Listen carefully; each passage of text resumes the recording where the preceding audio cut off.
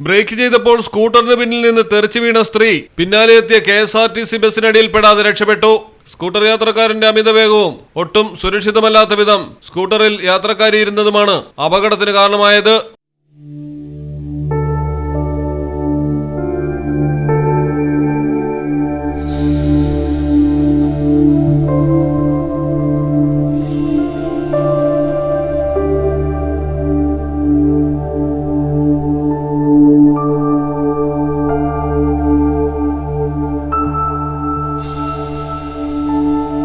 മലപ്പുറം പുളിക്കലിലാണ് ഈ അപകടം നടന്നത്.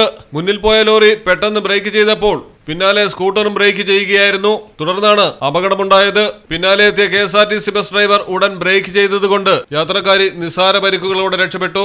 മലയാളം ടെലിവിഷൻ, മലപ്പുറം. ഡയമണ്ട് ആഭരണങ്ങളെയും പ്ലാറ്റിനം ആഭരണങ്ങളെയും സ്നേഹിക്കുന്നവർക്ക് മിത്ര ഡയമണ്ട്സ് നൽകുന്നു.